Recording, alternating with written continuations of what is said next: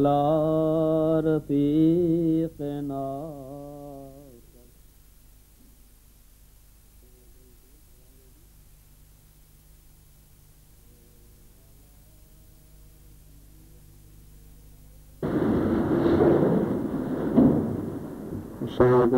अज़ान दे दें। अल्लाहु अकबर अल्लाहु अकबर अल्लाहु अकबर अल्लाहु अकबर अशहदु अल्ला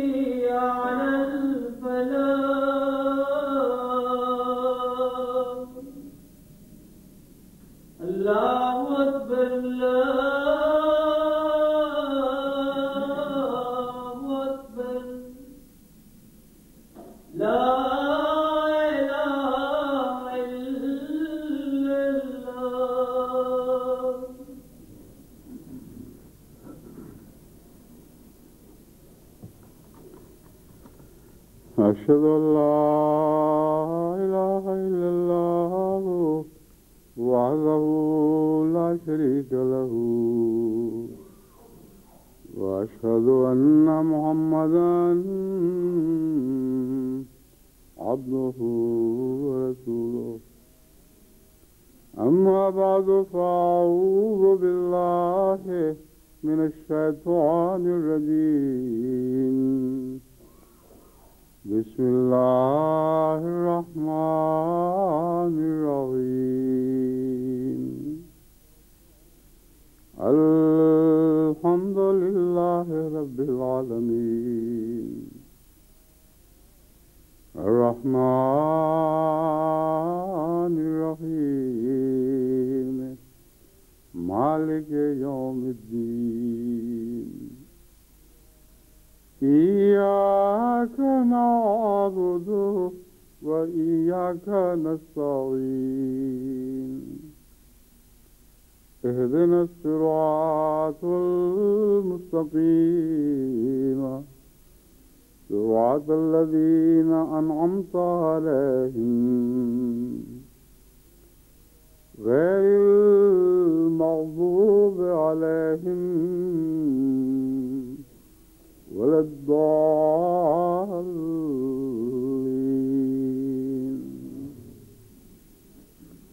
ألم أعهد إليكم يا بني آدم ألا تعبدوا الشيطان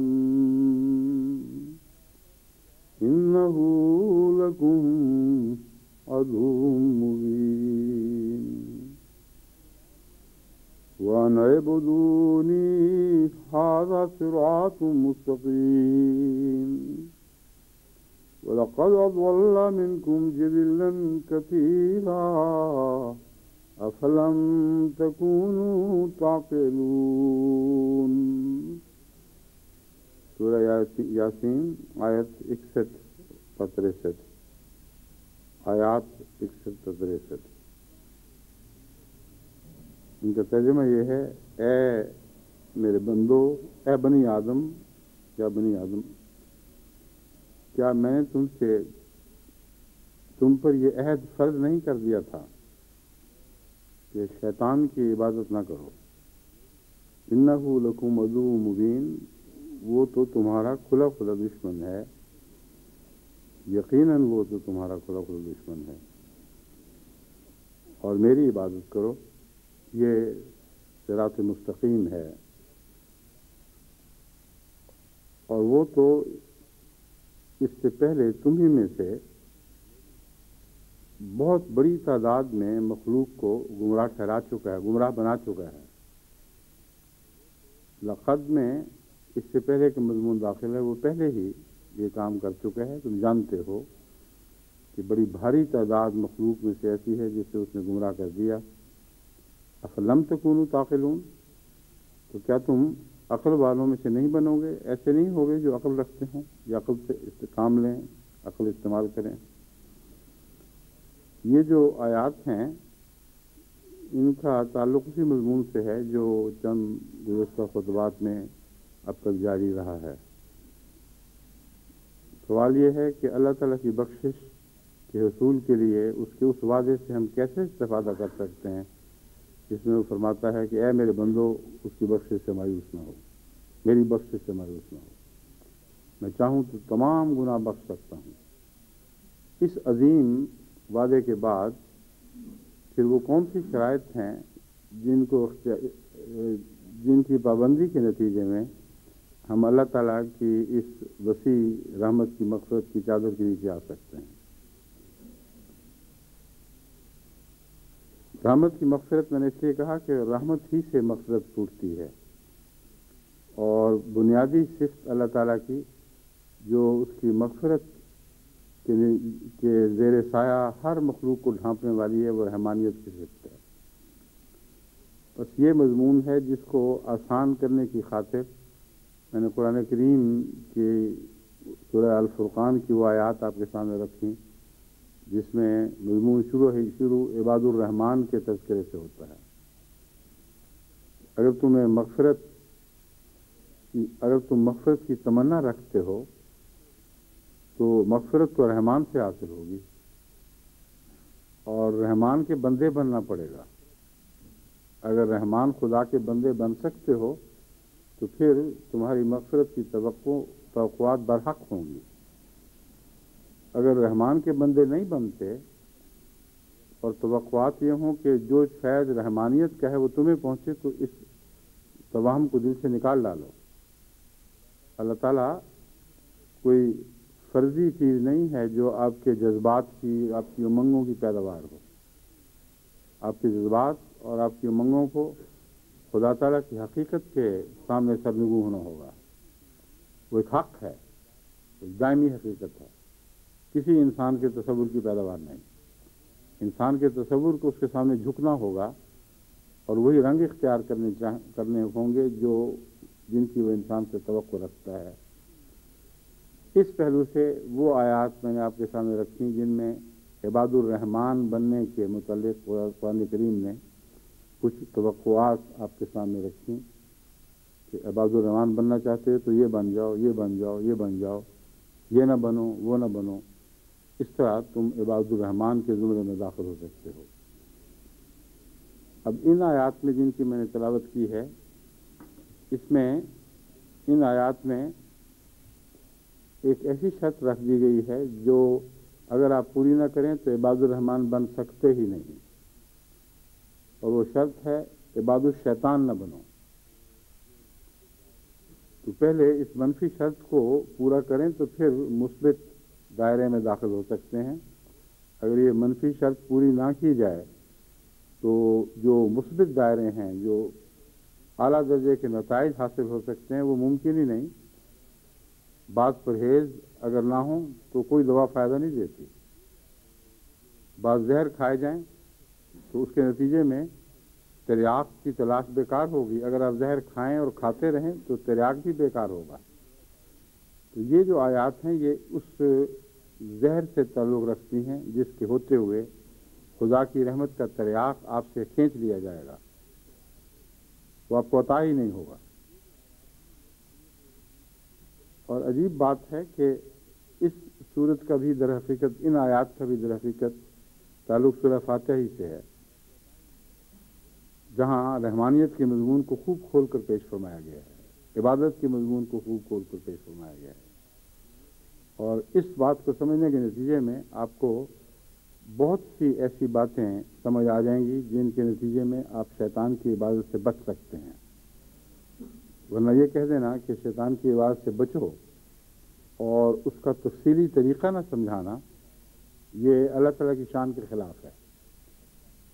अल्लाह ताला ने इस मज़मून को बहुत सी जगहों पर खोला है कि शैतान की इबादत होती क्या है, कैसे उससे बचना है, मगर इस जगह सूरह फातिहा के हवाले से इस बात को खोल कर बयान फरमाया गया है।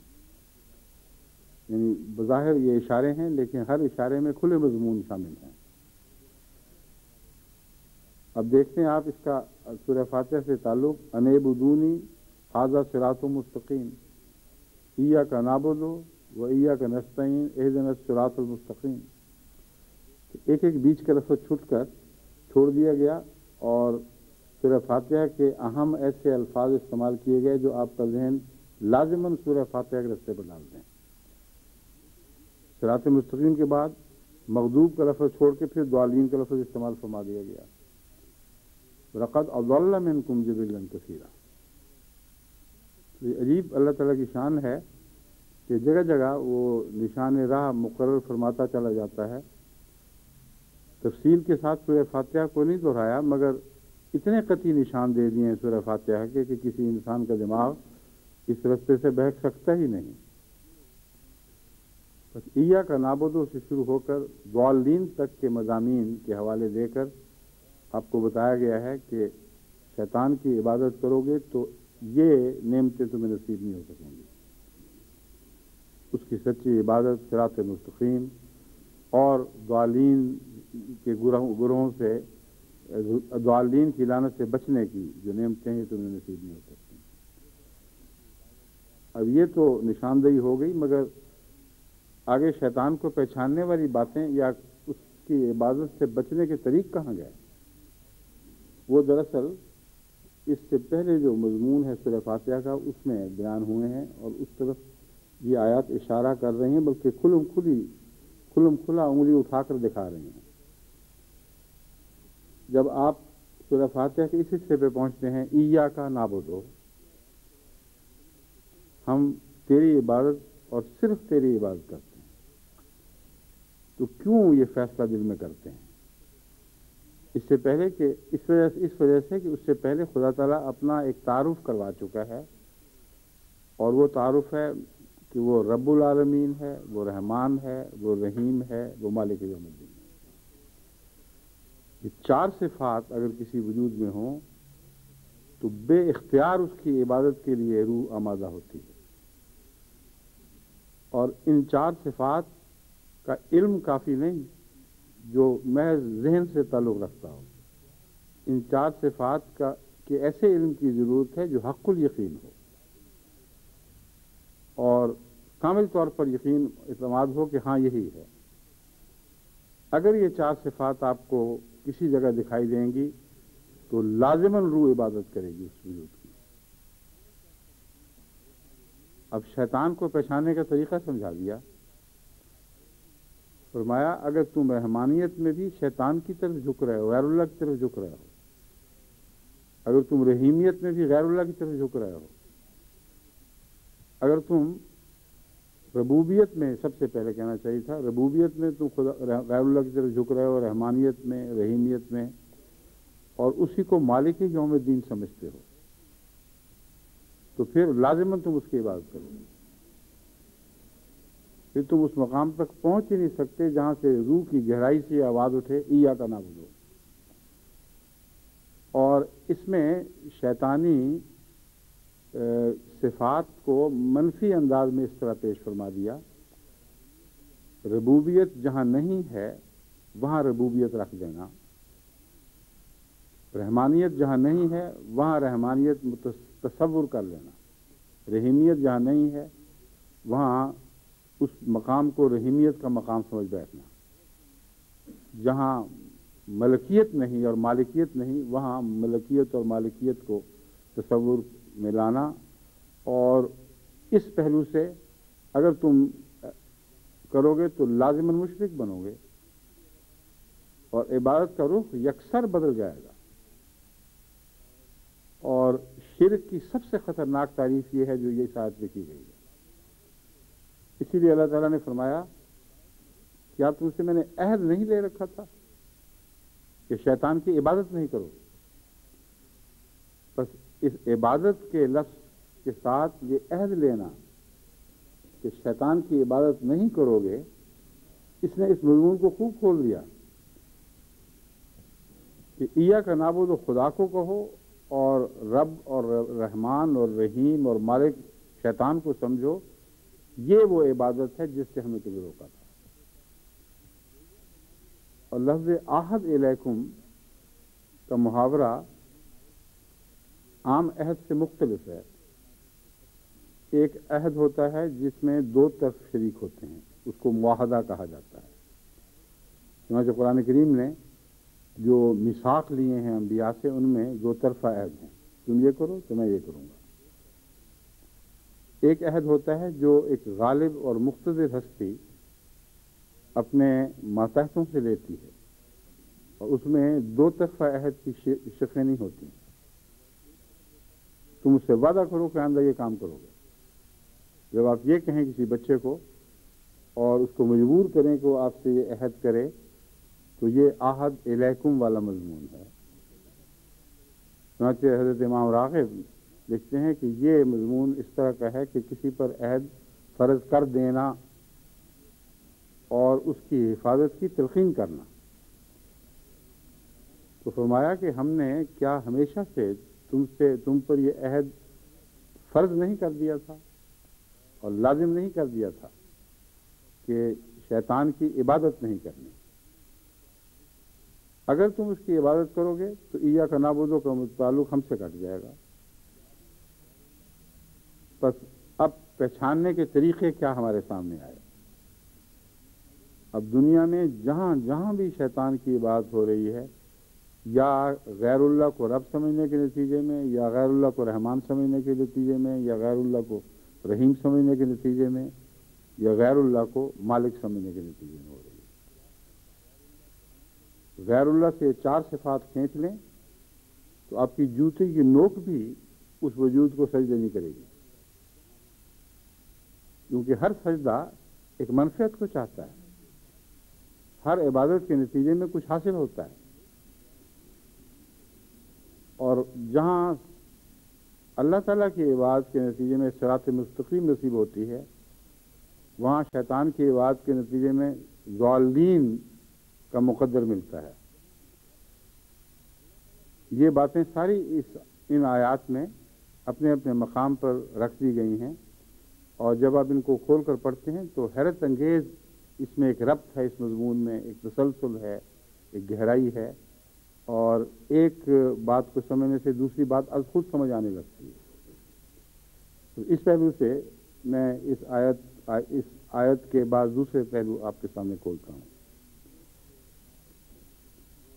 کیا میں نے تم سے عہد نہیں لیا تھا، یا تم پر یہ عہد فرض نہیں کر دیا تھا؟ اللہ تعبدوا الشیطان انہ لکم عدو مبین، وہ تمہارا کھلا کھلا دشمن ہے۔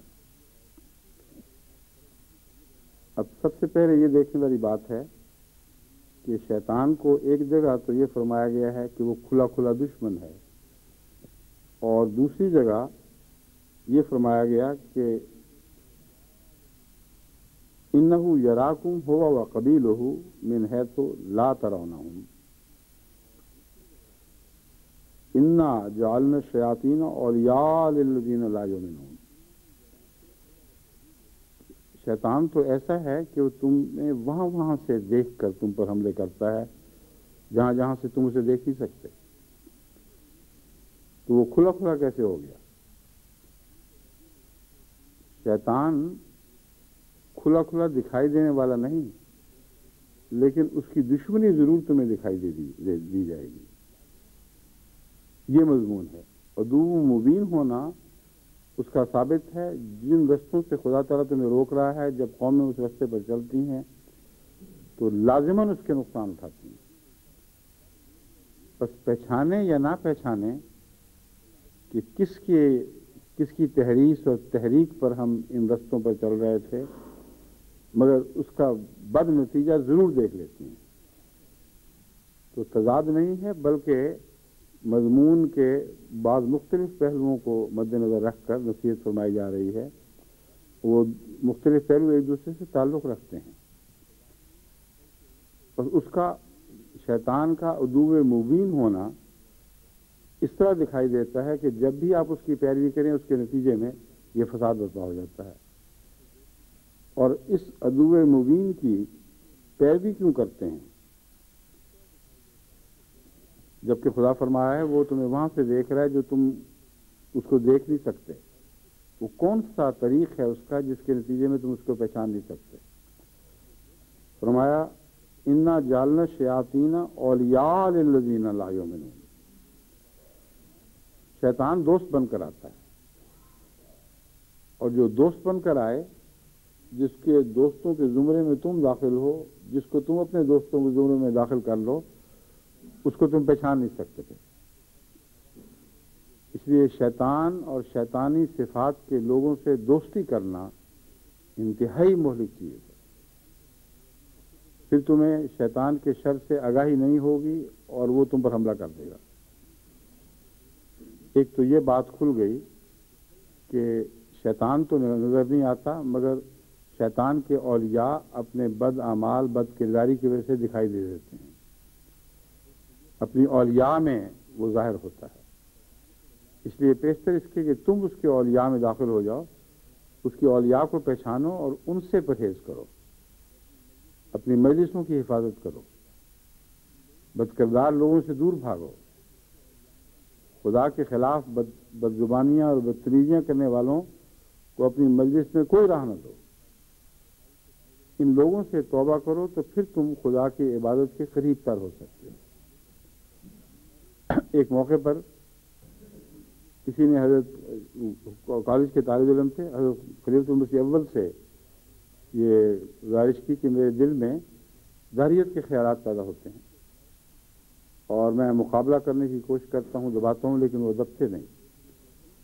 آپ نے فرمایا تمہارا جو کوئی ساتھی ایسا ہے جو دہریہ ہے، اس سے کنارہ کشی اختیار کرو، کیونکہ بعض دفعہ وہ کہتا بھی نہیں مگر اس کے دل کے خیالات انسان کے دوسرے انسان کے دل میں منتقل ہو جاتے ہیں۔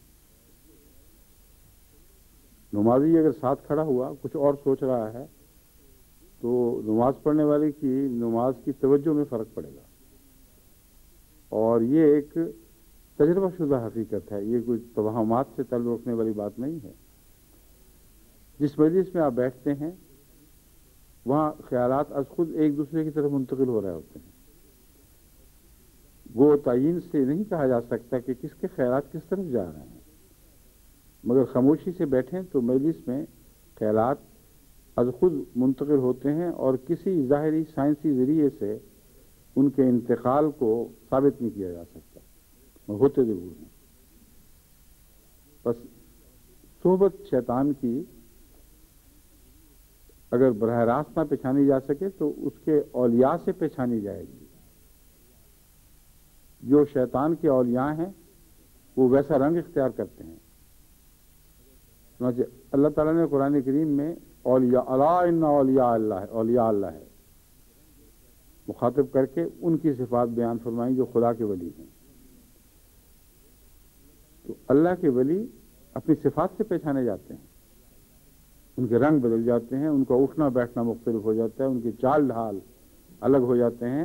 یہ ہو سکتا ہے کہ اللہ کا ولی ہو اور ایک بد کردار انسان، اور دونوں میں فرق نہ پتہ لگے۔ بس خدا تعالیٰ نے لفظ اولیاء میں اس شیطان کو سمجھنے کی چابی رکھ دی۔ ایک طرف فرمایا وہ دکھائی نہیں دیتا، پھر فرمایا اس سے بچ کے رہو۔ اب انسان کہا کہ جو دکھائی نہیں دیتا، ہمیں پتہ ہی کچھ نہیں، بچیں کس طرح؟ تو اللہ تعالیٰ نے فرمایا وہ اولیاء بن کر تمہارے پاس آئے گا، تمہارا ولی بن کے آئے گا۔ اور جو بھی شیطانی بات کرے گا، شیطان کا ولی بنے گا، وہ پہچانا جاتا ہے، کیونکہ ولی کے اندر اس کی صفات ظاہر ہوتی ہیں۔ اب اللہ کے ولیوں سے آپ کو خدا کی شناخت تو ہوتی ہے، مگر ان کی ذات میں خدا تو نہیں ہوتا، صفات جلوہ گر ہو جاتی ہیں۔ بس لازماً شیطان کے اولیاء میں شیطان کی صفات جلوہ گر ہو جاتی ہیں، وہاں وہ دکھائی دینا چاہیے اور دکھائی دیتا ہے۔ بس ایسے لوگوں سے پرہیز اور اپنے تعلقات کی حفاظت کرنا، نہ ایسے لوگوں کو گھروں میں آنے دیں، نہ ان کے گھروں میں جائیں، نہ ان سے مجلسیں لگائیں جن کی باتوں میں آپ کو کوئی بھی دین کے خلاف بو آتی ہے، جن میں اللہ اور اس کے رسول کا احترام نہ ہو۔ چنانچہ قرآن کریم نے ایسے لوگوں کی مجالس کا ذکر کر کے فرمایا ہے کہ جہاں دین سے مذاق ہو رہا ہو وہاں سے اٹھ جایا کرو، لیکن فرمایا کہ اگر دوبارہ جاؤ اور پھر تمہیں یہ محسوس ہو کہ تمہارے دل پر کوئی زنگ لگا ہے تو پھر کلیتاً ان سے تعلقات لو۔ عارضی علیحدگی ابتدا کے لیے ہے، جب عارضی علیحدگی کے بعد وہ دوسری باتوں میں مصروف ہوں اور پھر تم ان کے پاس جا کے بیٹھ جاؤ اور ان کی بدکرداری میں فرق نہ آئے اور تمہیں یہ خطرہ محسوس ہو کہ تم ان کا اثر قبول کرنے لگے ہو، تو پھر تم پر لازم ہے کہ ان سے کلیتاً تعلق کاٹ لو، ورنہ تم بالکل ان جیسے ہو جاؤ گے۔ بس یہ اولیاء الشیطان کو پہچاننے کے طریقے قرآن کریم نے نہ صرف اس آیت میں جس کا میں نے حوالہ دیا ہے بلکہ اور آیات میں بھی خوب کھول کر بیان فرما دیے ہیں۔ تو اپنی سوسائٹی کی حفاظت کریں، اپنی سوسائٹی سے اپنے بچوں کو بچائیں، اپنی بیویوں کو بچائیں، بیویاں اپنے خامدوں پر نگاہ رکھیں، اور ہماری سوسائٹیاں شیطان کے دوستوں سے کلیتاً کٹ جانی چاہیے اور الگ ہو جانی چاہیے۔ یہ ایک طریق ہے بچنے کا، مگر اور بھی بہت سے طریق اسی آیت نے ہمیں سکھا دیے ہیں۔ رحمان رب العالمین اللہ ہے۔ جب بھی ایک انسان خدا کی ربوبیت کو چھوڑ کر غیر اللہ کو رب سمجھتا ہے تو خدا تعالیٰ نے ربوبیت کی جتنی شرائط مقرر فرما رکھی ہیں ان سب کو نظر انداز کر دیا، اور یہ سب سے بڑا محرک شیطان کی عبادت کا ربوبیت ہے۔ دنیا میں سب سے بڑے فتنے اقتصادی فتنے ہیں۔ بڑی بڑی قومیں جو دنیا میں ناانصافی کرتی ہیں اور دوسری قوموں پر ظلم کرتی ہیں، اپنی ذات میں بعض دفعہ بڑی مہذب ہوتی ہیں۔ وہ سیاستدان جو یہ ظالمانہ فیصلے کرتے ہیں کہ فلاں قوم کے اقتصادی وسائل کو کاٹ ڈالو اگر وہ تمہارے ہاتھ میں آتے، وہ اپنی روزمرہ کے معاملات میں بہت بااخلاق اور شریف و نفس ادب سے بات کرنے والے، اور آدمی حیران ہو جاتا ہے کہ دیکھو کتنی سلجھی ہوئی قومیں ہیں۔ لیکن جہاں ربوبیت کا معاملہ ہے وہاں ان کا شیطان کو رب قبول کر لینا اتنا کھل کر سامنے آ جاتا ہے کہ کسی دیکھنے والے کے لیے شک کی گنجائش ہی باقی نہیں رہتی۔ تمام دنیا کی بڑی بڑی قوموں پر نظر ڈالیں، وہ کتنے دعوے کرتے ہیں اپنی عظمتوں کے، اپنی تہذیب و تمدن کی فضیلت کے، اپنے اعلیٰ اخلاق کے، مگر جہاں بھی ربوبیت کا مسئلہ ہوگا وہ شیطان کے سامنے سر جھکائیں گے، ہرگز کوڑی کی بھی پرواہ نہیں کریں گے کہ اللہ ان سے کیا تقاضے کر رہا ہے۔ اگر قوم کے رہنما ربوبیت یعنی رزق کے معاملے میں قوم کے مفاد پر کسی اور قوم کے مفاد کو اس لیے ترجیح دیں کہ اللہ یہ چاہتا ہے، تو ان کو اس منصب پر رہنے نہیں دیا جائے گا۔ اس لیے کچھ ان کی بے اختیاری بھی ہے، ساری قوم ہی شیطان کی عبادت کر رہی ہے، اور یہ عام طور پر انسان کا حال ہو چکا ہے۔ تو اللہ تعالیٰ فرماتا ہے کہ تم عبادت دعویٰ میری عبادت کا کرو اور مجھ سے توقع رکھو کہ میں اس کے فوائد تمہیں پہنچاؤں، اور تمہارا ہر فعل شیطان کی عبادت میں ڈھلا ہوا ہو اور تم مجسم اس کے بندے بن چکے ہو، تو بیک وقت ایسی باتیں کیسے ممکن؟ دو حکومتوں کے سامنے بیک پر سجدہ نہیں ہو سکتا، یا اس کو کرو گے یا اس کو کرو گے. بس عبادت کا مضمون شرک سے تعلق رکھتا ہے، اور اللہ تعالیٰ فرما رہا ہے کہ شرک سے توبہ کیے بغیر تم عباد اللہ کی صف میں داخل ہو نہیں سکتے اور تمہاری دعائیں قبول ہی نہیں ہوں گی. اب اس پہلو سے جب آپ ایاک نعبد کو دوبارہ دہرا کے دیکھیں تو اور عظیم مضمون آپ کو دکھائی دینے لگیں گے. جب آپ کہتے ہیں ایاک نعبد و ایاک نستعین، تو اس میں ایک تو یہ عجز کا اظہار ہے، ہم عبادت تیری کرنا چاہتے ہیں، کیونکہ جو صفات تو نے پیش فرمائی ہیں اگر کوئی یقین کے ساتھ ان کو سچا مان جائے اس کے سوا چارہ ہی نہیں رہا. ایاک نعبد میں کوئی احسان نہیں ہے اللہ تعالیٰ پر کہ ہم نے فیصلہ کر لیا تیری بات کریں گے. یہ کہنے کا طریقہ ہے کہ تو نے اور چھوڑا کیا ہے جس کی عبادت کریں. جب رب بھی تو، رحمان بھی تو، رحیم بھی تو اور مالک بھی تو ہم پاگل ہو گئے ہیں جو کسی اور کی طرف جھکیں عبادت کے لیے. وہ رہا ہی نہیں باقی. ایاک میں یہ نفی جو غیر اللہ کی ہے، لا الہ کی، یہ کامل ہونی چاہیے. جتنی یہ کامل ہوگی ایاک نستعین کی دعا اتنی ہی مقبول ہوگی. اس مقصد کو سمجھے بغیر جب آپ دعائیں کرتے ہیں تو بسا اوقات سمجھ ہی نہیں آتی. دعائیں تو ہم بڑی کر رہے ہیں مگر قبول نہیں ہو رہی. اے خدا ہم تیری عبادت کرنا چاہتے ہیں، ایاک نستعین تو سے مدد چاہتے ہیں، ادھر سے جواب ہی نہیں ملتا. ساری عمر کی باتیں اسی طرح غیر اللہ کے لیے وقف رہتی ہیں یا بے ثمر رہ جاتی ہیں، حل نہیں لگتا. اس لیے کہ عملی زندگی ان کی شیطان کی عبادت کر رہی ہوتی ہے. واقعاتی طور پر ان کا رزق غیر اللہ سے حاصل کیا جاتا ہے ان معنوں میں. ویسے تو سب رزق اللہ ہی سے ملتا ہے کہ وہ خدا تعالیٰ کے احکامات کی نافرمانی کرتے ہوئے رزق کے ان ذرائع سے فائدہ اٹھاتے ہیں جو خدا تعالیٰ کے نزدیک جائز نہیں ہے. جہاں بھی یہ بات داخل ہوگی یا جب بھی کسی آزمائش کے وقت انسان یہ فیصلہ کرے کہ ٹھیک ہے میری بلا سے اللہ کو پسند ہو یا نہ ہو، میرا رزق یہاں سے مل رہا ہے میں ضرور لوں گا، وہیں اس کا ربوبیت سے رشتہ کٹ گیا. پھر وہ جب نمازیں پڑھے گا تو اس کی نمازوں میں مزہ آ ہی نہیں سکتا. وہ اس وہم میں مبتلا ہے کہ میں تو بڑی دفعہ کہتا ہوں ایاک نعبد و ایاک نستعین، اللہ مدد ہی نہیں کرتا، میں کیا کروں. اس لیے نہیں مدد کرتا کہ تم اس مقصد کو، اس راز کو سمجھ ہی نہیں سکے کہ ایاک نعبد کی سچائی اس بات کو لازم کرتی ہے کہ ایاک نستعین کی دعا قبول ہو. اور یہ جو مضمون ہے اتنا تفصیل کے ساتھ، اتنا گہرائی کے ساتھ روزمرہ صادق آتا ہے کہ آدمی اگر آنکھیں کھول کر دیکھے تو عقل دنگ رہ جاتی ہے. جس معاملے میں بھی انسان اللہ تعالیٰ کی عبادت حقیقت میں کر رہا ہو، خواہ ربوبیت کا معاملہ ہو، خواہ رحمانیت کا، خواہ رحیمیت کا، خواہ مالکیت کا، جہاں جہاں وہ سچا نکلے وہیں وہیں ایاک نستعین کی دعا جاگ اٹھتی ہے. اور ان معاملوں میں ضرور خدا تعالیٰ مدد فرماتا ہے.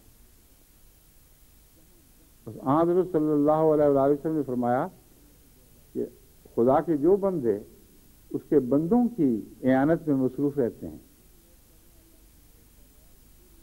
اللہ تعالیٰ ان کی اعانت پر اپنے اوپر فرض کر لیتا ہے. وہ خدا کے بندوں کی مدد کر رہے ہیں، اللہ ان کی مدد کر رہا ہے، پھر وہ منہ سے مانگے نہ مانگے، یہ کام از خود جاری ہو جاتا ہے.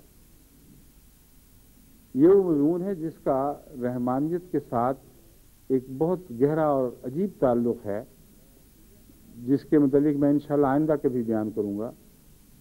رحمانیت میں اللہ تعالیٰ فرماتا ہے بن مانگے دینے والا،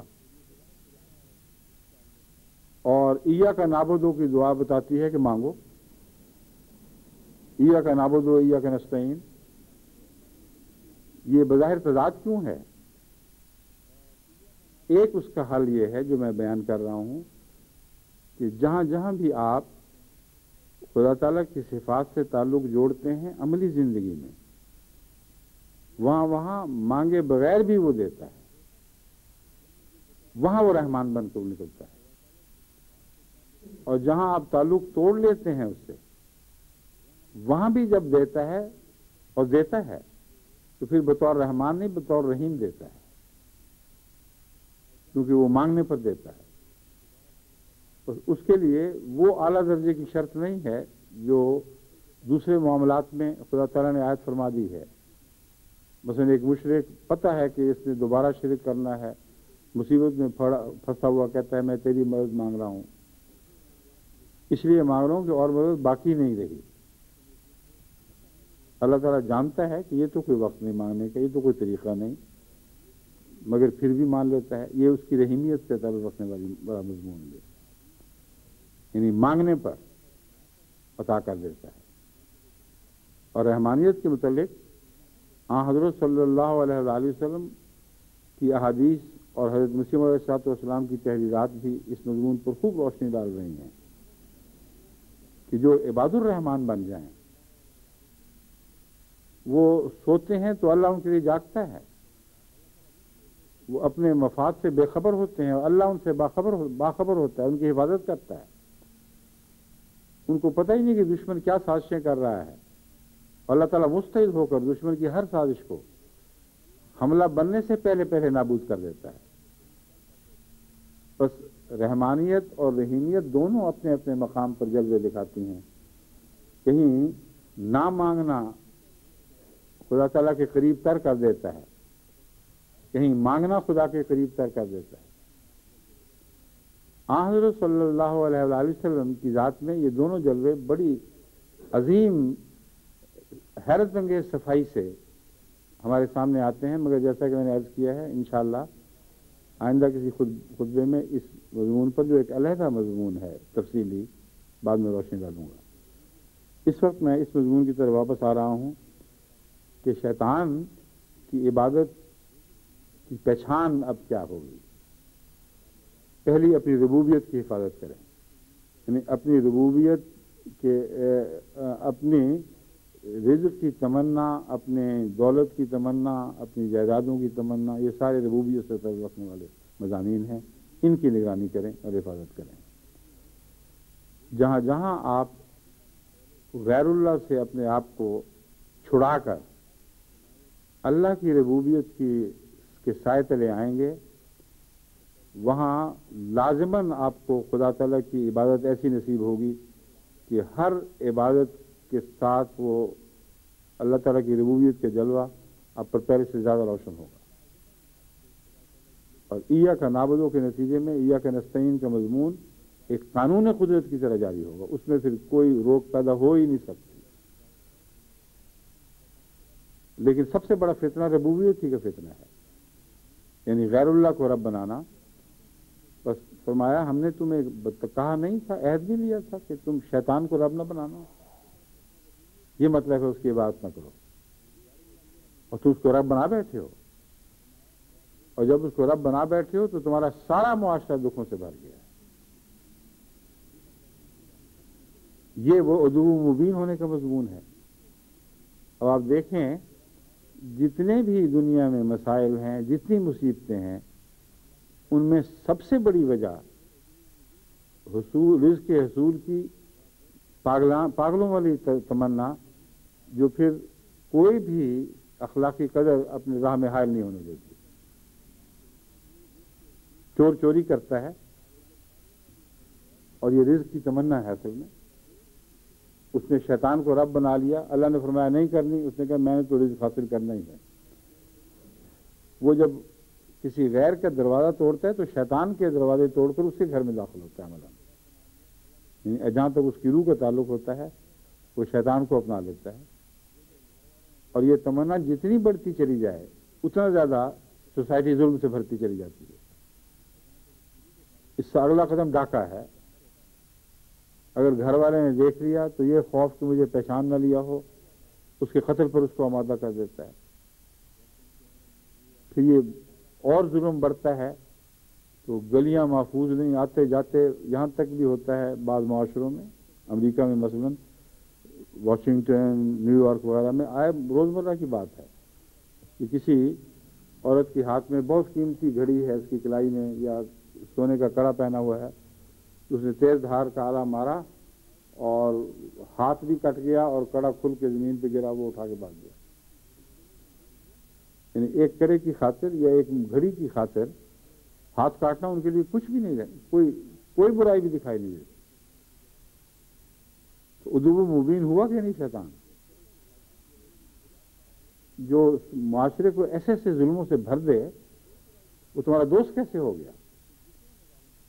اور جب یہ ظلم پھیلتے ہیں تو جگہ جگہ چوری ڈاکہ، اور اس کے نتیجے میں لوٹ مار، رستوں پہ کھڑے ہو کر ڈاکے ڈالنا، اور پھر جتنے مظالم ہوتے ہیں یہ دکھائی دے رہے ہیں، معاشرہ اور چیخ رہا ہوتا ہے کہ یہ مظالم ہیں، لیکن اسی معاشرے میں وہ شیطان کے دوست بس رہے ہیں جو ان شیطانی صفات کے نتیجے میں معاشرے کو دکھ عطا کر رہے ہیں۔ اور ہر شخص اگر اس مقام پر آ جائے جہاں اس کو حاصل ہو جائے کچھ، تو وہاں وہ دھوکے سے کام لینے میں کوئی بھی تردد نہیں کرے گا۔ خواہ وہ پیسے دے کر عدالتوں کو اپنے حق میں جھوٹے فیصلے لے، یا بچے چورا کر فیصلے لے، ہر ظلم ہی کی ایک قسم ہے جو شیطان کی دوستی کے مظاہر ہیں۔ اور جب ساری سوسائٹی اولیاء شیطان بن چکی ہو تو وہاں سے خیر کی کیا توقع ہو سکتی ہے؟ اور ربوبیت کا مضمون جیسا کہ میں نے بیان کیا سب سے اہم اور سب سے زیادہ وسیع طور پر انسانی زندگی پہ پھیلا پڑا ہے۔ چھوٹے بڑے، امیر غریب، سارے ممالک اس میں ملوث ہیں، تمام انسان اس میں ملوث ہیں۔ اگر احمدی بھی ملوث ہو گئے تو یہ بچیں گے کیسے لوگ؟ یہ سوال ہے جو میں اٹھانا چاہتا ہوں۔ ہوئی جن سے توقع خستگی کی داد پانے کی، وہ ہم سے بھی زیادہ کچھ تیغے سے تم نکلے۔ پھر تو یہ حال ہے جو آپ پر صادق آئے گا غالب کا شعر کہ جن سے ہمیں توقع تھی کہ خستگی کی داد پائیں گے، وہ تو ہم سے بھی زیادہ خستہ نکلے۔ تو پھر تو دنیا آپ سے یہ کہے گی کہ تم سے ہم امیدیں لگائے بیٹھے تھے کہ تم ہمیں بچاؤ گے، تم تو خود غیر اللہ کی بات کر رہے ہو۔ اگر جب تمہارا اپنا رزق پاک صاف نہیں رہا تو بنی نوع انسان کے رزق کو کیسے پاک صاف کرو گے؟ اور جب یہ حال ہوگا تو پھر اللہ آپ کا رب بننے گا کیسے؟ یہ ہو ہی نہیں سکتا کہ شیطان کو رب قبول کر لو اور اللہ رب بن جائے، اور اللہ رب نہ ہو تو کچھ بھی باقی نہیں رہتا، پھر تو سارا قصہ ہی ختم ہے۔ تو اس دنیا کو بچانے کے لیے حضرت مسیح موعود علیہ السلام فرماتے ہیں تم وہ آخری خدا کی جماعت، اگر تم نہیں بچاؤ گی تو کوئی بچانے والا نہیں آئے گا۔ اتنی اہم ذمہ داری کو سمجھے بغیر آپ روزمرہ کی زندگی میں ایسے معاملات میں ملوث ہوں۔ کوئی دن نہیں ہوتا ڈاک میں جہاں ایسے خط نہ ملتے ہوں، فلاں نے مجھے یہ کہا، اتنے پیسے لے کے بھاگ گیا، فلاں اتنے پیسے کھا گیا، فلاں مکر ہی گیا ہے کہ میں نے لیے تھے پیسے، کسی نے کہا کہ پیسے دو میں فلاں ملک پہنچاتا ہوں، ہم نے ڈھونڈا تو دیکھا نظر آنا بند ہوا تو پتہ لگا کہ آپ اس ملک پہنچ گئے، وہاں بیٹھا ہوا ہے۔ اس قدر ظالمانہ کاروائیاں ہو رہی ہوں اور دعوے یہ ہوں کہ ایاک نعبد و ایاک نستعین، دعائیں مانگیں اور نمازیں بھی پڑھتے ہیں بعض سے لوگ، تو کس کی عبادت کر رہے ہیں؟ مدد اس سے مانگیں پھر، کیونکہ ایاک نعبد نے شرط لگا دی ہے، ہم صرف تیری عبادت کرتے ہیں اس لیے مدد کے لیے تیرا دروازہ کھٹکھٹا رہے ہیں۔ اگر عبادت کسی اور کو کر رہے ہیں تو آواز آئے گی کہ اے لعنتی دور ہٹ جاؤ میرے دروازے سے، جس کا دروازہ تمہارے دل کھٹکھٹا رہے ہیں وہی تمہارا معبود ہے، اسی سے جا کے مدد مانگو۔ تو دعاؤں کی قبولیت کا راز اس بات میں اللہ تعالیٰ نے کھول دیا ہے، اور کتنا کھل کر یہ مضمون سامنے آ جاتا ہے۔ آپ اپنے تعلقات کو اللہ تعالیٰ سے ٹھیک کریں، اپنی عبادت کو رخ اس طرف پھیریں، اور یہ ہو نہیں سکتا جب تک شیطان کی عبادت سے کلیتاً اجتناب نہ کریں۔ اب یہ کوئی ایسا کام نہیں ہے جو سمجھ میں نہ آ سکے، سمجھ میں صاف آ گیا، اور پھر اگر ہاتھ نہ پڑے پھر بھی یہی آیت آپ کے کام آئے گی،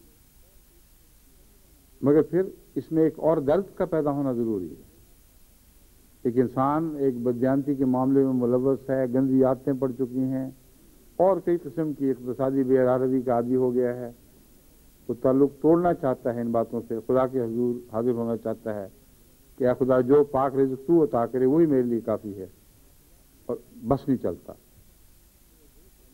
اس وقت یہی دعا اور طرح کام آتی ہے، ایاک نعبد و ایاک نستعین، اے خدا ہم عبادت تیری کرنا چاہتے ہیں مگر ہو شیطان کی رہی ہے، اس لیے ہم تجھ سے مدد مانگ رہے ہیں، کچھ ایسا کر ہمارے لیے کہ ہمیں اپنی عبادت نصیب فرما۔ جب دل میں درد پیدا ہو اور یہ دعا اس مضمون کے ساتھ کی جائے تو پھر اس کا اثر آپ ضرور دیکھیں گے، لازماً ظاہر ہوگا۔ بس اللہ تعالیٰ نے تو ہر جو توقع انسان سے رکھی ہے اپنے بندوں سے، اس کو آسان کر کے دکھا دیا ہے، کھول کھول کر سمجھا دیا ہے، یہ طریقہ اختیار کرو، یہ طریقہ اختیار کرو، تو پھر تم میری راہ پر قدم رکھنا مشکل نہیں پاؤ گے، وہ راہ آسان ہوتی چلی جائے گی۔ وَأَنِ اعْبُدُونِي هَذَا صِرَاطٌ مُسْتَقِيمٌ، سیدھی بات یہ، میری عبادت کرو، سیدھے رستے پر چل پڑو گے، کوئی خطرہ نہیں، کوئی وہاں ڈاکہ نہیں، کوئی چور و چکا نہیں آ سکتا، اور وہ ترقی کی راہ وہ ہے انعمت علیہم والی، ان لوگوں کی راہ ہے اے خدا جن پر تو نے نعمتیں نازل فرمائی۔ تو ہر انسان اپنی سربلندی کے لیے یا نعمتوں کے حصول کے لیے، رزق میں برکت کے لیے دنیا میں جھک مارتا پھرتا ہے، ساری توجہات، ساری محنتیں ان چیزوں کے لیے وقف کر رکھی ہیں، اور جو آسان سیدھا رستہ خدا نے سمجھا دیا ہے اس پر چل کے دیکھتا نہیں، اس وجہ سے کہ یقین کی کمی ہے، اور اگر یقین کی کمی ہے تو پھر جس پر یقین زیادہ ہے اس کی عبادت ہوگی، جس پر یقین کم ہے اس کی نہیں ہوگی، تو یہ شرک کے پہچان کا پیمانہ بن گیا۔ اور اللہ تعالیٰ پر کس حد تک یقین ہے یہ پہچاننا ہو تو اپنے روزمرہ کے رد عمل سے آپ لازماً پہچان سکتے ہیں، یہ ہو ہی نہیں سکتا کہ اس بارے میں کسی قسم کا شک و شبہ باقی ہے۔ آگے رحمانیت کا مضمون ہے، جب بھی آپ بنی نوع انسان کو، ان میں سے بڑے لوگوں کو رحمان سمجھیں تو جب کوئی مشکل پڑے ان کی چوکٹ پر جا کے رحمان رحمان کی آوازیں دیتے ہیں، اور ان سے تعلق بعض دفعہ اس طرح بھی رکھتے ہیں جیسے رحمانیت کا اپنے بندوں سے تعلق ہے یا بندوں کا رحمان سے ہے۔ بن مانگے دینے کا مضمون بھی یہاں بالکل بیان ہی صادق آتا ہے۔ بہت سے انسان بڑے لوگوں سے اس لیے تعلق نہیں رکھتے کہ ہم ان سے مانگیں گے، بلکہ وہ تعلق ہی میں بن مانگے کے فائدے پیش نظر رکھتے ہیں۔ وہ جانتے ہیں کہ یہ تعلق ایسے ہیں جن کے نتیجے میں ہمیں فائدہ پہنچنا ہی پہنچنا ہے، شاہ کا مصائب بنا ہو، اتراتا پھرتا ہو، بڑے لوگوں سے واسطے ہوں، بڑی چوکٹوں پر جاتا ہو، تو ارد گرد کے فوائد اس سے خود بخود ملتے ہیں، ضروری نہیں کہ اس سے مانگے۔ کوئی آج کل یہ نظر رکھتا ہو کہ نواز شریف صاحب کے محل سے کون نکلتا ہے اور کون جاتا ہے، یا اس سے پہلے بھٹو صاحب کے محل سے کون نکلا کرتا تھا اور کون جاتا تھا، یہ باتیں اتنی ہی کافی ہیں اس کے لیے۔ اور ایسے لوگوں کی چٹھیاں پھر مچلکوں کی طرح چلتی ہیں۔ اور ایک دفعہ ایک تحقیق کے نتیجے میں واقعتاً ایسی باتیں سامنے آئیں کہ جن لوگوں کو حکومت کے قریب سمجھا گیا وہ یہ بھی نہیں کہتے تھے کہ فلاں نے ہمیں یہ کہا ہے اور فلاں طرف سے آرڈر آیا ہے، وہ صرف 2 حرف ڈال دیتے تھے کہ یہ کام کرنا ہے، اور وہ کام ہو جاتا تھا۔ بڑے بڑے افسروں کی مجال نہیں تھی کہ جاننے کے باوجود کہ وہ فلاں کا دوست ہے یا آنا جانا رکھتا ہے وہاں، اس کے حکم کا انکار کر سکیں۔ تو رحمان یہ بن جاتے ہیں ان معنوں میں کہ بن مانگے دینے والے بن گئے ہیں، کہنے کی ضرورت نہیں، اور اگر کہہ کے مانگیں تو اکثر انکاری ہو جائیں گے۔ تو انسان رحمان کسی اور کو سمجھے اور اللہ سے تعلق رکھے ان بظاہر، اور کہے اے رحمان کہ تیری صفت رحمانیت نے ایسا میرے دل کو کھینچا ہے کہ اب میں یہ فیصلہ کرتا ہوں ایاک نعبد و ایاک نستعین.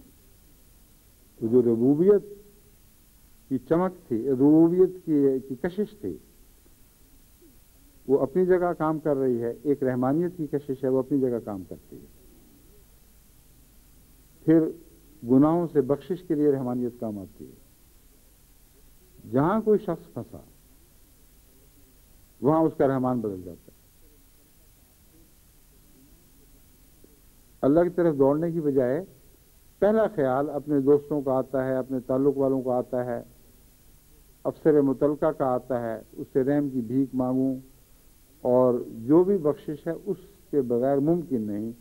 گویا اس کی رحمانیت ہی ہے، جو ڈھانپ لے تو میں بخشا جاؤں گا، نہ ڈھانپے تو نہیں بخشا جاؤں گا. واقعتاً یہ توکل کس پر ہے؟ یہ ہے اصل بات. اگر توکل غیر اللہ پر ہو تو اللہ تعالیٰ سے مدد مانگنا بالکل بے معنی ہو. مرغی کے متعلق آتا ہے کہ انڈے کہیں دے، بیٹھے کہیں اور کرے. تو دین کو تو آپ نے بیٹھوں سے بھر دیا ہو اور انڈے دوسرے گھروں میں دیتے ہوں، اور جب ضرورت پڑے تو بیٹھوں کے مقام پر جا کے انڈے مانگیں. یہ کیسے ہو سکتا ہے؟ آپ نے اگر رحمان سے تعلق رکھنا ہے تو پاکیزگی کا، رحم کا تعلق اس طرح رکھیں کہ اس کی رحمانیت کے مقابل پر کسی کی رحمانیت کو خاطر میں نہ لائیں. ہر مشکل، ہر مصیبت کے وقت پہلا خیال دعا کا ہو، اور اس طرح بھی انسان اپنی شناخت کر سکتا ہے. اگر پہلا خیال دوسروں کا ہو اور ساتھ دعا بھی مانگے یا کہے کہ آپ میرا یہ کام کروا دیں اور دعا بھی کریں، تو یہ جھوٹ ہی جھوٹ ہے. اگرچہ یہ ایک مشکل مسئلہ ہے جس کو حضرت مسیح موعود علیہ السلام نے اس راہ کے خطرات کو کھول کر بیان کرتے ہوئے میں سمجھایا ہے. فرمایا ہے توکل اللہ پر کرنا، اس کی رحمانیت پر توکل کرنا، اس کا یہ مطلب نہیں ہے کہ دنیا کے ذرائع جو خدا تعالیٰ نے پیدا فرمائے ہیں ان سے آپ منہ پھیر لیں. اس لیے وہ ذرائع اختیار کرنے ہیں، اور اس کے باوجود رحمان خدا کو سمجھنا ہے یا رب خدا کو سمجھنا ہے. جب تک آپ اس حقیقت کو نہیں سمجھ سکیں گے، آپ کے تعلقات اپنے رب سے یا اپنے رحمان خدا سے درست ہو ہی نہیں سکتے. سوال یہ ہے کہ وہ تعلقات آپ کی نظر میں ادنا ہیں جو دنیا کے ہیں، یا اللہ سے جو رحم کی توقع ہے وہ ادنا ہے. اور یہ باریک فیصلہ ہر انسان اپنے ذات کے اندر کر سکتا ہے، کچھ بھی مشکل نہیں. اگر کہیں دنیا کے اسباب انسان اس لیے اختیار کرتا ہے کہ میرے اللہ کا حکم ہے، اور مسلسل یقین رکھتا ہے کہ ان اسباب کو پھل لگیں گے ہی نہیں جب تک خدا نہیں چاہے گا، تو یہ اسباب پھر شرک نہیں ہیں، یہ عبادت بن جاتے ہیں. اور ایاک نعبدو میں یہ داخل ہو جاتے ہیں. پھر بس ایاک نعبدو کا یہ مضمون بنے گا کہ اے خدا ہم مانگتے ہی نہیں، بلکہ تو نے جو کچھ ہمیں مہیا کیا سب کچھ اس راہ میں صرف کر رہا ہے. اب باقی ہمارے پاس کیا رہا ہے؟ لیکن جو کچھ تو نے ذرائع اور اسباب ہمیں مہیا فرمائے تھے وہ تیری مرضی کے بغیر کام کر ہی نہیں سکتے. اس لیے اپنا سب کچھ لے کے تیرے دربار میں حاضر ہو گئے ہیں، مانگتے بھی تجھ سے ہیں، اور جیسے تو نے کہا وہ سب کر دیکھا ہے. اب نتیجہ نکالنا تیرے ہاتھ میں ہے. اس لیے ایاک نستعین، ہم تجھ سے ہی مدد چاہتے ہیں. اور مدد چاہنے میں دعاؤں کے رنگ سیکھنے کا مضمون بھی داخل ہے. اس کو وہاں تک پھیلائیں تو پھر اور بھی زیادہ آپ کی دعا میں وسعت پیدا ہو جائے گی اور گہرائی پیدا ہو جائے گی. یہ جو دعا کے مختلف طریق ایاک نعبدو کے حوالے سے میں آپ کے سامنے رکھ رہا ہوں، اس میں یہ بات بھی داخل اگر آپ کر لیں کہ اے خدا ہم تیری عبادت کرتے ہیں، واقعتاً تعلق توڑ بیٹھے ہیں دوسروں سے. جو تو نے کہا یہ کیا کرو ایسے موقع پر وہ کر رہے ہیں ہم. اور اس کے باوجود ہم اپنی طاقت سے کچھ بھی حاصل نہیں کرتے، کیونکہ ہماری دعاؤں میں بھی نہیں جانتے کہ وہ سوز اور وہ قوت ہے، دل کی گہرائی سے اٹھنے والی دعاؤں کی قوت جو مقبولیت کا نشان بن جایا کرتی. ہم نہیں جانتے کہ وہ قوت ان دعاؤں کو حاصل ہے کہ نہیں. ہم نہیں جانتے کہ ہمارے ذرائع کافی ہیں کہ نہیں. اب ذرائع ناکافی ہوں تو پھر انسان غیر اللہ کی طرف بھی دوڑ سکتا ہے. غیر اللہ کی طرف دوڑنے کا ایک معنی یہ ہے کہ پورے ذرائع کام نہیں کرتے، چلو رشوت دے کر کچھ ذرائع کو آسان کر لیں. تو یہ دعا ان معنوں میں پھر ایک عظیم دعا بنے گی اور کارآمد ہوگی کہ یہ فیصلہ کریں کہ جو کچھ ہماری طاقت میں تھا اس لیے کیا تھا کہ تو نے فرمایا تھا، اس لیے تو نہیں کیا کہ ہم ان چیزوں پر سہارا کر رہے ہیں. اور ثبوت یہ ہے ایاک، یعنی صرف تیری بات کرتے ہیں. اس بات کا ثبوت یہ ہے کہ بعض ناجائز ذرائع ہمارے راستے میں آئے تھے، مہیا ہوئے تھے. ہمیں لوگوں نے سمجھایا کہ اگر چاہو تو یہ کام کیا جا سکتا ہے، مگر ہم رک گئے، ہم نے نہیں کیا، تاکہ جب تیرے حضور یہ دعا لے کے حاضر ہوں کہ ایاک نعبد ہو تو اس میں کسی قسم کا کوئی رکھنا نہ ہو، کوئی کھوٹ شامل نہ ہو. اس لیے اب سب کچھ ہم تیرے حضور حاضر کر رہے ہیں. یہ دعا نامقبول ہو ہی نہیں سکتی، ناممکن ہے. اور کثرت کے ساتھ اللہ تعالیٰ کے بندوں نے اس کو آزما کے دیکھا ہے. جب ان شرطوں کے ساتھ آپ خدا کے حضور حاضر ہوں تو ہو ہی نہیں سکتا کہ یہ دعائیں مقبول نہ ہوں. اگر کہیں مقبول نہیں ہو رہی یا لگتا ہے کہ مقبول نہیں ہو رہی تو حضرت مسیح علیہ السلام فرماتے ہیں کہ اس کے دو ایسے پہلو ہیں جو پیش نظر رکھنا. ایک ہے وفا اور صبر کا پہلو.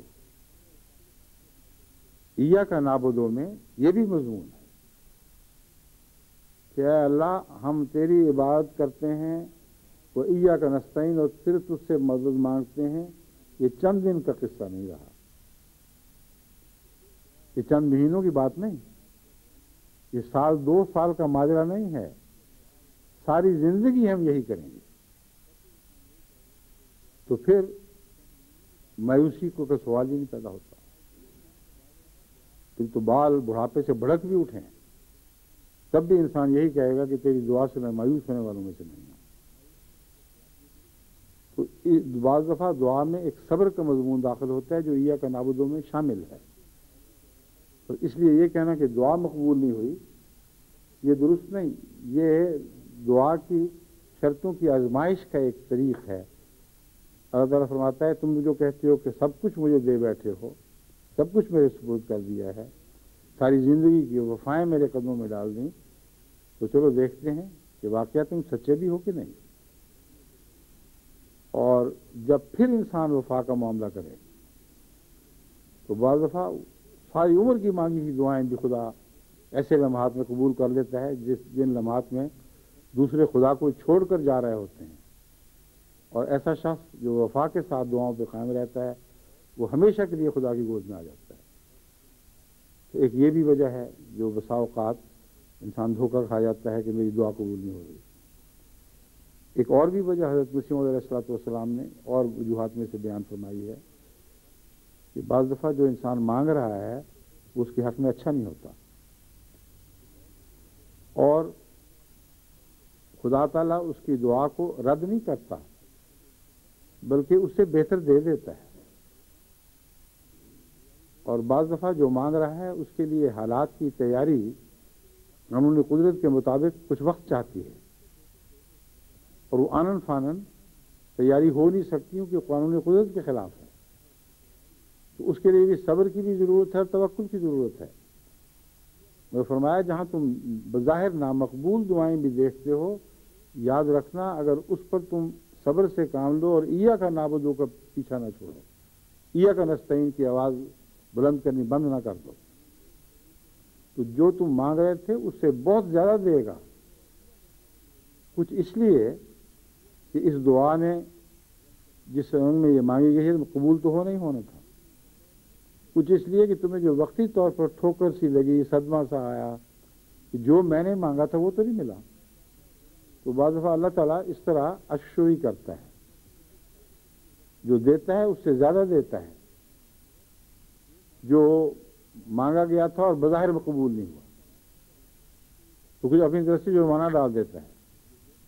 خدا تعالیٰ کا تو کوئی جرمانہ نہیں، مگر بندے بعض دفعہ اپنے پیار کے اظہار پہ کہتے ہیں میں نے تمہیں کہا تھا میں چیز دوں گا، میں بھول گیا، اب یہ میری طرف سے ایک اور ہے، یہ جرمانہ ہے میرا.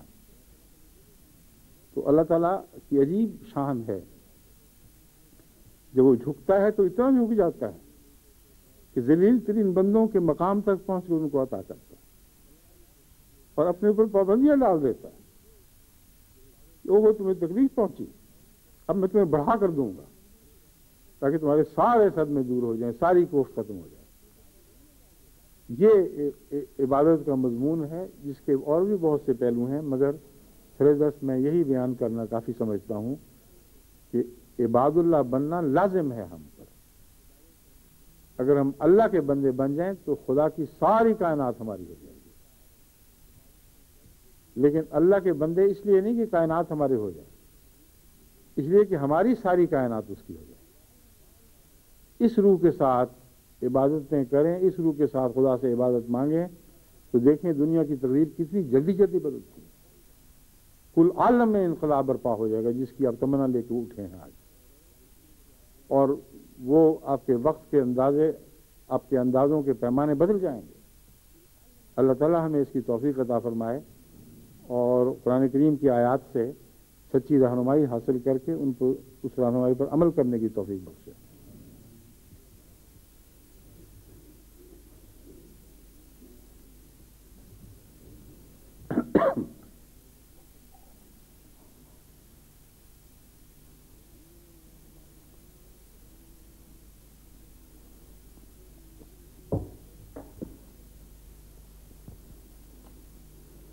الحمد لله نحمده ونستعينه ونستغفره ونؤمن به ونتوكل عليه ونعوذ بالله من شرور أنفسنا ومن سيئات أعمالنا. من يهده الله فلا مضل له ومن يضلله فلا هادي له ونشهد أن لا إله إلا الله وحده لا شريك له ونشهد أن محمدا عبده ورسوله. عباد الله رحمكم الله، إن الله يأمر بالعدل والإحسان وإيتاء ذي القربى وينهى عن الفحشاء والمنكر والبغي يعظكم لعلكم تذكرون. اذكروا الله يذكركم وادعوه يستجب لكم ولذكر الله أكبر.